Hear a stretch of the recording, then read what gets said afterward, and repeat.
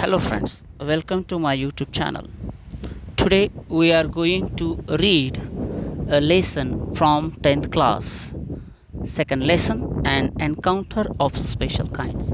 I request to you that you should read after me or listen it very carefully and then try to read. Okay, so let us begin.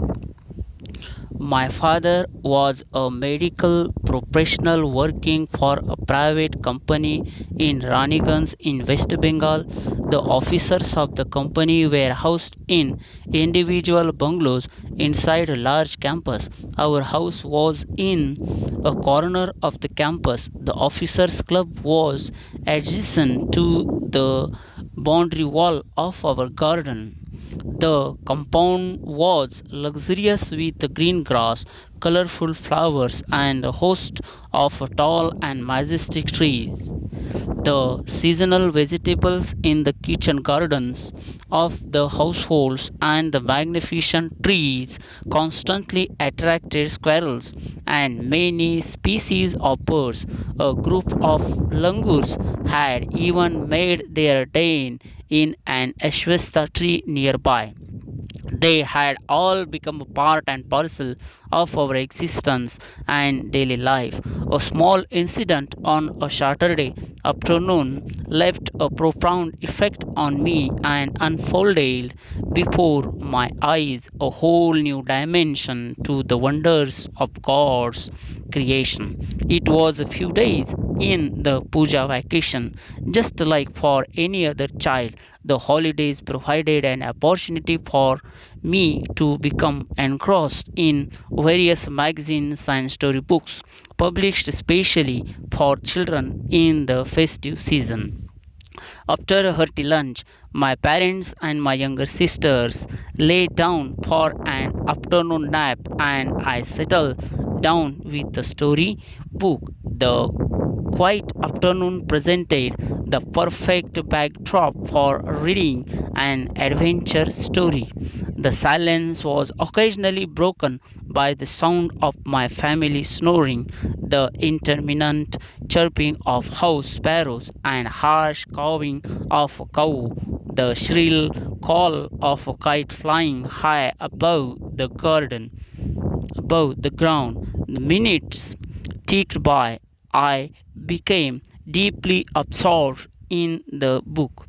Suddenly, I heard a group of street dogs barking furiously in the distance. I chose to ignore the commotion, thinking that the pack of dogs might have cornered a hapless pig. But soon the barking became louder and more aggressive, and alarmed a cawing of a flock of crows added to the cacophony. I also heard the disturbance approaching closer. Curiosity got the better of me.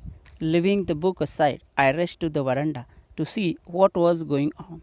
I glanced toward the roof of the clubhouse and saw something horrible. A big male langur, apparently the leader of its group, was holding a baby langur in his hands and mercilessly beating it all over with a definite intent to kill. The helpless mother of the baby and the other lesser members of the Langur group were scattered on the roofs of the building nearby, watching the baby being killed. I recalled the terrible custom in the animal clan, according to which a dominant male usually does not allow another male baby or adult to survive within its group. Without losing any time, Without losing any time, I gathered a stout stick in one hand and hurled a piece of stone at the marauding langur. The langur was so infuriated and it hardly took any notice of my assault. But then I started throwing more stones. The dog, on their part, raise their pitch of cry. The changed circumstances and the sudden unexpected attack from unknown quarters forced the langur to drop the baby from the sloping roof over the veranda. The baby was listless and appeared to be dead. As it as its baby started to slide down, the excitement of the pack of the dogs grew manifold at the prospect of a good kill and meal keeping the dogs at bay with the stick. I managed to catch hold of the baby langur's tail just as it tipped over the edge of the tiled roof. The baby appeared inert and lifeless. It was indeed a male baby. By this time, my parents and sisters had come out on to the veranda and were witnessing my rescue operation. Some of our neighbors had also gathered in the distance. I took the baby langur to our backyard and gently laid him on the floor inside the poultry coop. His body was full of deep bite marks and scratches. Blood was oozing from some of the wounds. The baby remained motionless. My father provided first aid to clean the wounds and stop the bleeding. I was revealed to find out that the baby was breathing, even though his breaths were shallow. Splashes of cold water made the baby stir, and after a few shaky attempts, he sat up.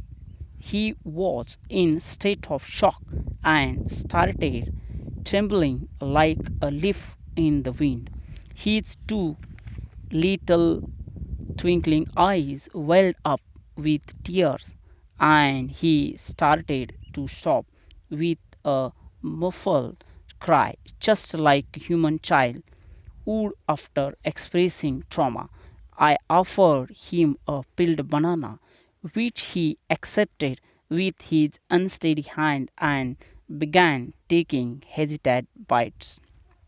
My attention was fixed on the revival of the baby langur. Suddenly, I had an uncanny feeling of being watched. I turned away from the coop and looked up. There sat the baby. There sat the mother langur on our kitchen roof, watching every move I made. She simply sat there quietly, as if convinced that no harm was being done to her child. Meanwhile, the baby scented the presence of his mother and started to sob and cry a little louder. I retreated from the tour of the coop to allow the mother access to her baby. Immediately, the mother descended on the floor of the coop and picked up the baby in her arms. She gave the baby a thorough body inspection to check his injuries and then cuddled him tightly in her bosom. The baby found great solace in her caring arms. The mother sat still with the baby in her lap for a few minutes. It was almost as if she was pondering over her options and trying to figure out how she could keep the baby safe from further assault. For a few seconds, the mother langur looked straight into my eyes. Even today, I cannot forget that look in her eyes, showering silent gratitude on me for saving her child. I was overwhelmed by the emotion. the sentiment, and the way she said thanks to me. There sat a universal mother holding a shrieking child in her lap. Then, in a flash, she jumped with her baby clinking to her belly and reached our kitchen roof. She surveyed the area for the vicious male langur and then leapt away in the direction opposite to the place of the violent encounter. The brief meeting with the mother and the baby langur convinced me that interspecies communication and mutual trust is a reality, and should anyone strike the right chord, the relationship comes into action. The mother langur showed me that food was not the only means of communication between man and animal, but that there were other means of establishing a bond through trust, compassion, and mutual understanding. 55 years have passed since that day. I am now 70 years old, but I still fondly remember that encounter of a special kind. The lesson is written by Tapan Mukherjee. Thank you very